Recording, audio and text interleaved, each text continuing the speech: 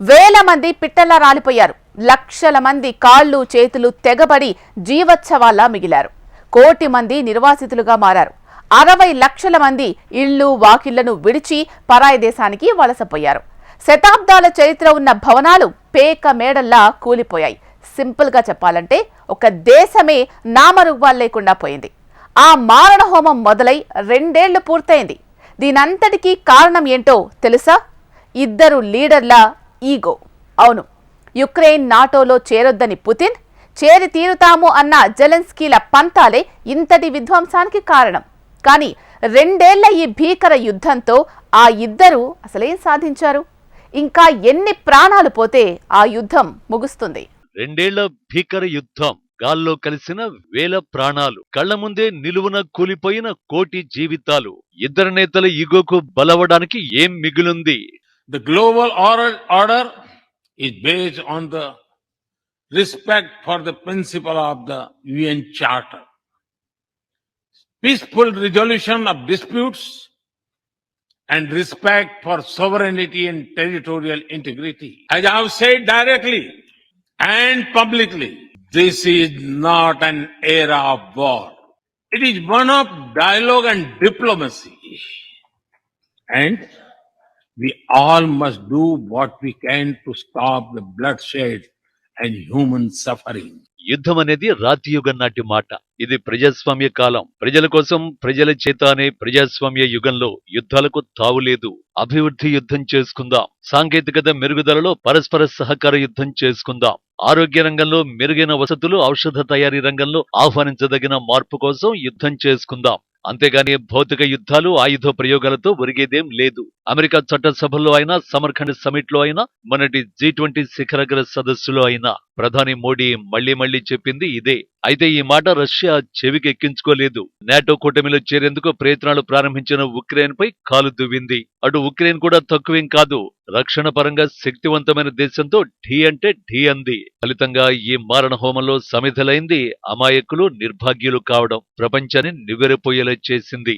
2 ఏళ్లు గడిచిపోయినా ఈ యుద్ధంలో ఆ ఇద్దరు సాధించినవి ఏవైనా ఉన్నాయి అంటే అవి వెక్కిరిస్తున్న పుర్రెలు, నిస్తేజంగా మారిన నగరాలు, బూడిద కుప్పలా మిగిలిన భవంతులే. ఉక్రెయిన్ సంపూర్ణంగా నిస్సైనికీకరణే లక్ష్యంగా 2022 ఫిబ్రవరి 24న రష్యా అధ్యక్షుడు వ్లాదిమిర్ పుతిన్ యుద్ధానికి దిగారు. నాటో దేశాల కూటమిలో ఉక్రెయిన్ చేరాలని ప్రయత్నించింది. దీనిని తీవ్రంగా వ్యతిరేకించిన పుతిన్ గతంలోనే ప్రారంభించిన ఆక్రమణల యుద్ధాన్ని 2 ఏళ్ల కిందట మరింత ముమ్మరం చేశారు. వాస్తవానికి 2014 ఫిబ్రవరి చివరలో రష్యా క్రిమియాను ఆక్రమించడం ప్రారంభించింది. ఆ పరిణామమే రష్యా ఉక్రెయిన్ యుద్ధానికి నాంది పలికింది. 2022 ఫిబ్రవరి 22, 23 తేదీల్లో యనుకోవిచ్ బహిష్కరణకు గురైన వెంటనే సంబంధిత రష్యన్ దళాలు, ప్రత్యేక దళాలు క్రిమియా సరిహద్దుకు దగ్గరగా వెళ్లాయి. ఇది ఇరు దేశాల మధ్య యుద్ధానికి దారితీసింది. ఈ యుద్ధం కొద్ది రోజుల్లోనే ముగుస్తుందని భావించిన 2 ఏళ్లు పూర్తయిపోయాయి. యుద్ధం ఎప్పుడు ముగుస్తుందన్న ప్రశ్నకు సమాధానం దొరకటం లేదు. అసలు ఆ ప్రశ్నకు సమాధానం ఉందో లేదో కూడా తెలియడం లేదు. నిజానికి రష్యా ముందు ఉక్రెయిన్ చాలా చిన్న దేశం. ఏ రంగంలోనూ మాస్కోతో పోటీ పడే స్థాయి కీవుది కాదు. రక్షణ పరంగా అయితే ఇరు దేశాల మధ్య అంతరం అంతులేనంత పెద్దది. కానీ ఈ యుద్ధంలో ఉక్రెయిన్ అవలంబిస్తున్న విధానాలు ప్రపంచ దేశాలను ముగ్ధులను చేశాయి. ముఖ్యంగా అమెరికా వంటివి ఉక్రెయిన్ కు దన్నుగా నిలిచాయి. దీంతో బుల్లి దేశమే కదా తుడిచిపెట్టేయొచ్చు అని భావించిన రష్యాకు ఉక్రెయిన్ ఆ రోజు నుంచి ఈ రోజు వరకు చుక్కలు చూపిస్తూనే ఉంది. యుద్ధానికి 2 ఏళ్లు పూర్తయిన వేళ కూడా రష్యా నిఘా విమానాన్ని ధ్వంసం చేసినట్టు ఉక్రెయిన్ ప్రకటించింది. అంతేకాదు రష్యా ఆక్రమిత భూభాగాల నుంచి వైదొలిగి తమకు జరిగిన అపార నష్టానికి రష్యా భారీగా పరిహారం చెల్లించాలని డిమాండ్ చేస్తోంది. ఈ పరిస్థితులు చూస్తుంటే యుద్ధం ఇప్పట్లో ముగియడం అసాధ్యంగానే కనిపిస్తోంది. సాధారణంగా చిన్న దేశాలపై పెద్ద దేశాలు యుద్ధానికి దిగినప్పుడు లేదా అంతర్యుద్ధాలు వచ్చినప్పుడు అధ్యక్షులు, ప్రధానులు పారిపోతారు. శ్రీలంకలో అదే జరిగింది. కానీ ఉక్రెయిన్ అధ్యక్షుడు జెలెన్స్కీ మాత్రం ప్రజలకు అండగా ఉన్నారు. దేశంలోనే ఉంటానని, ఎటు పారిపోనని ఆయన చెప్పడం ద్వారా ప్రజల్లో తిరుగుబాటు శక్తి పెరిగింది. వాస్తవానికి యుద్ధం తొలినాళ్లలో రష్యా దూకుడు ప్రదర్శించింది. రష్యా సేనలు ఉక్రెయిన్ రాజధాని సమీపం దాకా దూసుకెళ్లాయి. యూరోప్లోనే అతి పెద్దదైన జపోరిజియా అణు విద్యుత్ కేంద్రాన్ని ఆక్రమించడంతో యావత్ యూరోప్ ఖండం భద్రతాపరమైన ఆందోళనలతో ఉలిక్కిపడింది. కానీ ఆ జోరుకు అంతా కలిపి నెల రోజుల్లోనే బ్రేకులు పడ్డాయి. ఉక్రెయిన్ సేన ముప్పేట దాడులతో రష్యా సైన్యాన్ని దిగ్బంధించింది.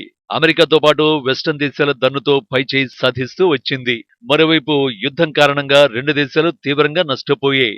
రష్యాకు చెందిన భారీ యుద్ధ నౌకలతో పాటు క్రిమియాతో రష్యాను కలిపే కీలక బ్రిడ్జిని పేల్చేయడం వంటి చర్యలతో ఉక్రెయిన్ పైచేయి సాధించింది. 2023 మేలో ఏకంగా మాస్కోలో పుతిన్ అధికార నివాసమైన క్రెమ్లిన్ పై 2 ఉక్రెయిన్ డ్రోన్లు దూసుకెళ్లి కలవరం రేపాయి. ఉక్రెయిన్ డ్రోన్ల దాడి దెబ్బకు తొలుత అపార నష్టం చవిచూసిన రష్యా సైన్యం తాను అదే బాట పట్టింది. కొంతకాలంగా ఇరు బలగాలు డ్రోన్లపైనే ప్రధానంగా ఆధారపడుతున్నాయి. ఇదిలా ఉంటే ఉక్రెయిన్ రష్యా మధ్య కొనసాగుతున్న ఈ యుద్ధాన్ని ఏ ఒక్కరూ ఆపే పరిస్థితి కనిపించడం లేదు. రష్యా అధ్యక్షుడు పుతిన్ యుద్ధం ఆపేస్తే ఆయన పదవికే ఎస్సరు. పైగా కోపద్రిక్తులుగా ఉన్న రష్యన్లు ఆయనను సహించే పరిస్థితి కూడా ఉండదు. ఇటీవల రష్యాకు చెందిన విపక్ష నాయకుడు మాట్లాడుతూ యుద్ధం ఇప్పుడు ఉక్రెయిన్ పై కాదు పుతిన్ పై పుతినే చేసుకుంటున్నారు. ఒకవేళ పుతిన్ యుద్ధాన్ని కాదంటే దేశంలో ఎవరూ సహించరని చెప్పారు. కాబట్టి పుతిన్ ముందున్న ఆప్షన్ ఒక్కటే, శత్రు దేశంతో ఏదో ఒకటి తేల్చుకోవడం మాత్రమే. ఇక ఉక్రెయిన్ కూడా అలాంటి కథే. చివరి వరకు పోరాడకపోతే నష్టపోయేది ఓడిపోయేది ఉక్రెయిన్ మాత్రమే కాదు, అమెరికా సహా కీవ్కు మద్దతునిచ్చిన పశ్చిమ దేశాలది కూడా అవుతుంది. కాబట్టి ఉక్రెయిన్ కు కూడా కడవరకు పోరాడటం మినహా మరో ఆప్షన్ లేదు. ఒకవేళ ఆపేద్దామని కీవ్ డిసైడ్ అయినా పశ్చిమ దేశాలు పరోక్షంగా ఉక్రెయిన్ ఇబ్బంది పెడతాయి. ఎందుకంటే వాటికి కావాల్సింది ఉక్రెయిన్ గెలుపు కాదు, పుతిన్ ఓటమి. 2 ఏళ్ల ఈ యుద్ధ కాలంలో ఇద్దరు నేతల యుగాల వల్ల కలిగిన నష్టమేంటో తెలిస్తే మరే దేశం యుద్ధం ఆలోచన చెయ్యదేమో. ఈ 2 ఏళ్లలో మరణించిన క్షతగాత్రులైన రష్యా ఉక్రెయిన్ సైనికుల సంఖ్య ఏకంగా 5 లక్షలు దాటినట్టు అంచనా. 12,000 మందికి పైగా అమాయక ప్రజలు బలైపోయారు. 20,000 పైచిలకు మంది క్షతగాత్రులయ్యారు. దాదాపు 1 కోటి మంది ఉక్రెయినియన్లు నిర్వాసితులయ్యారు. వీరిలో 60 లక్షల మందికి పైగా ఇళ్లు వాకిళ్లను విడిచిపెట్టి శరణు కోరుతూ విదేశాలకు వలసపోయారు. రెండో ప్రపంచ యుద్ధం తర్వాత ఇదే అతి పెద్ద వలసగా నిలిచిందంటేనే పరిస్థితిని అర్థం చేసుకోవచ్చు. రెండు దేశాల మధ్య యుద్ధం ప్రపంచాన్ని కూడా ప్రశాంతంగా బతకనీయలేదు. శ్రీలంక, పాకిస్తాన్ వంటి చిన్న దేశాలు దివాలా వరకు వెళ్లాయి. ఇదే యుద్ధం ఆఫ్రికా ఖండాన్ని ఆకలితో మాడేలా చేసింది.